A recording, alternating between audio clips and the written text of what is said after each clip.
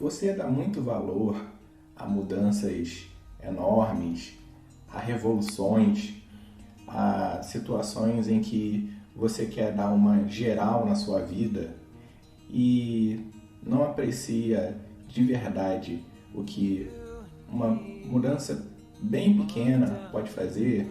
Você acredita que isso não pode dar nenhum tipo de resultado? Para você, ou é vá grande ou vá para casa? Hoje a gente vai falar sobre os ganhos marginais, né? Os ganhos pequenos e a importância deles e a diferença que eles podem fazer na nossa vida e também nos nossos estudos. E a gente vai falar também sobre essa mentalidade que a gente tem exagerada de que se uma coisa não for revolucionária, se uma mudança não for grande ou não for total, ela simplesmente não tem valor. Vamos falar sobre pequenas mudanças que você pode fazer no seu dia a dia, que no final e no acumulado do tempo vão fazer total diferença na sua vida e nos seus estudos. Roda a vinheta.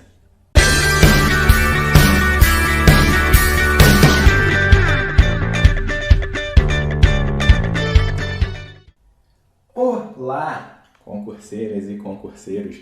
Sejam muito bem-vindos ao podcast do Mente de Concurseiro. Vindo do site mentedeconcurseiro.com, meu nome é Diego Rodrigues. Eu faço companhia para vocês todas as semanas, nas quintas-feiras, se for possível, e se o cachorro dos meus vizinhos permitir.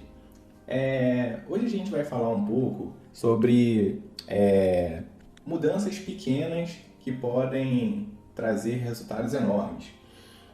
Eu uso como base a teoria dos ensinamentos do James Clear em um livro chamado Hábitos Atômicos, que eu recomendo muito que você leia.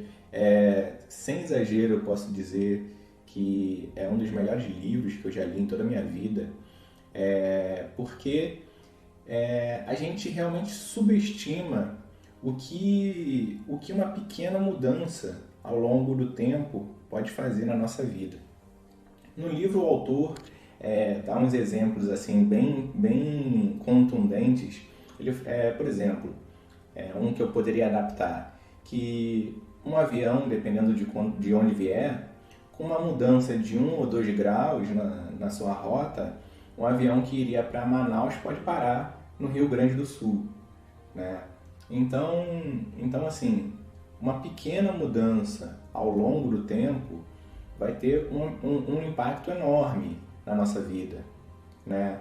E a gente tem a tendência de achar que as mudanças e os nossos hábitos, eles só têm importância se for uma coisa realmente de grande impacto, se a gente mudar completamente. E isso é impraticável, porque hábitos muito revolucionários, como se diz, eles são muito difíceis de se manter. E na medida em que você vai aplicando pequenas mudanças no seu dia a dia, no acumulado do tempo, você tem o mesmo resultado com uma resistência muito menor, né? Então, por exemplo, se você quer se alimentar melhor, é muito difícil que você consiga, do dia para a noite, mudar completamente a sua dieta e cortar, por exemplo, todo tipo de doce. Digamos que você seja uma pessoa que é viciada em doce. Então você fala, não, hoje eu como muito doce e amanhã não vou comer nenhum. Isso é muito difícil. Então, o que o autor defende, e que é o interessante na teoria, é que em vez de você que você aplique mudanças pequenas e incrementais. Então, por exemplo, talvez de manhã comer um pouco de frutas, né? E no outro dia você diminuir a quantidade de algo prejudicial. Em vez de tomar 2 copos de refrigerante no almoço, tomar 1, entendeu? E ir aplicando essas pequenas mudanças no seu dia a dia, mas de forma realmente incremental. Agora, como que a gente pode aplicar isso aos estudos? É isso que é importante pra gente e isso é uma grande sacada, um pulo do gato assim, fenomenal. Só para dar mais um exemplo, no livro o autor fala sobre uma equipe de ciclismo da Inglaterra que há muito tempo não ganhava nenhum tipo de competição e que era tão subestimada que os fabricantes de bicicletas eles se recusavam a vender para a equipe porque a equipe poderia, com um desempenho tão ruim, poderia manchar a imagem das marcas de bicicleta e as pessoas associarem aquela bicicleta com um desempenho ruim. E aí chegou um novo treinador que foi aplicando pequenas mudanças, mas assim, mudanças realmente muito pequenas, esse que é o ponto. Então ele começou trocando, por exemplo, o colchão onde os ciclistas dormiam, para poder trazer um sono melhor, de qualidade, que pudesse restaurar a saúde dos atletas. Ele contratou médicos para ensinar para os ciclistas maneiras de lavar as mãos corretamente, de uma forma que pudesse reduzir doenças, reduzir qualquer tipo de contaminação. E assim, foram várias mudanças pequenas que depois do trabalho e aproximadamente uns 10 anos depois, então você vê como nesse caso específico, né, da competição de alto desempenho, demorou até um tempo longo, mas em compensação, depois que os resultados começaram a acontecer, eles foram seguidos e a equipe começou a ser praticamente hegemônica nas competições, começaram a ganhar tudo e os ciclistas individualmente ganharam várias edições do Tour de France, que é a Copa do Mundo do ciclismo, digamos assim. Mas enfim, como a gente pode trazer isso para a nossa área dos estudos, né? E eu aplico isso diariamente e eu acho que me ajuda muito de verdade. Por exemplo, talvez o seu local de estudo esteja um pouco bagunçado. Talvez um dia você deixar ele completamente limpo de qualquer tipo de distração visual. No outro dia, você que não resolve nenhum tipo de questões, que não aplica as lições que você teve na teoria, você pode fazer, por exemplo, porque tem muita gente que tem resistência a fazer questões, né? Então você pode começar, por exemplo, fazendo 3 questões sobre aquele assunto, né? Até quebrar essa mentalidade, porque o problema não está necessariamente na quantidade de questões que a gente faz. É justamente quebrar essa mentalidade de eu não gosto de fazer questões ou eu não faço questões. Isso vale para qualquer coisa, eu só estou pegando o exemplo das questões para facilitar. Mas é você quebrar essa mentalidade de eu não faço isso ou eu não faço aquilo. A partir do momento que você tira, que você quebra essa mentalidade, tudo fica mais fácil.